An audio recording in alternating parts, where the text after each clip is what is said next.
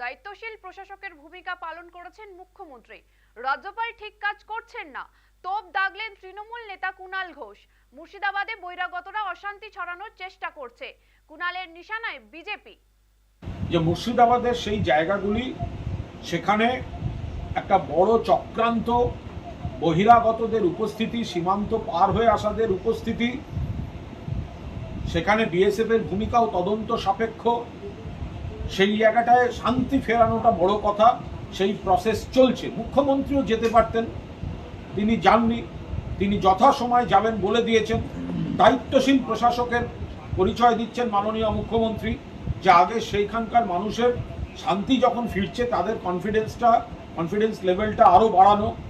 ফলে রাজ্যপাল, যারা রাজ্যপালকে পাঠাচ্ছে অর্থাৎ বিজেপি, তো এখন ওখানে কোনো ভিআইপিরই সেই অর্থে কটা দিন যদি মানুষকে একটু থিতু হতে দেন, রাজ্য সরকার যা যা করার করছে, কারোর বাড়ি ক্ষতি হয়ে থাকলে সেটা তৈরি করা, কারোর ফিনান্সিয়াল হেল্প, যা যা করার সব করছে।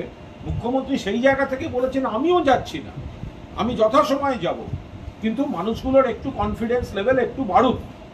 কারণ এটার সঙ্গে একটা বড় প্লট জড়িত, এটা স্থানীয় আইন শৃঙ্খলার বিষয় নয়, এটা বাংলাকে টার্গেট করে একটা বৃহত্তর ষড়যন্ত্র, তার সঙ্গে রাষ্ট্রশক্তির একাংশের ভূমিকা থাকতে পারে, সেটা তদন্ত সাপেক্ষ। ফলে মুখ্যমন্ত্রী বলেছেন রাজ্যপাল যাতে, কাল তিনিও যাচ্ছেন না, ফলে রাজ্যপালও যাতে না যান। ক্রীড়নকের ভূমিকা পালন করছেন রাজ্যপাল, উদ্দেশ্য প্রণোদিতভাবে তিনি সেখানে যাচ্ছেন, এবং এর ফলে যদি কোথাও কোনো রকম নতুন করে প্ররোচনা তৈরি হয়, তার জন্য রাজ্যপাল দায়ী থাকবেন। মুখ্যমন্ত্রী যে দায়িত্বশীল ভূমিকাটা দেখালেন, বার্তাটা দিলেন, রাজ্যপাল তার ঠিক উল্টো দায়িত্ব জ্ঞানহীন রাজনৈতিক ভূমিকা পালন করতে যাচ্ছেন।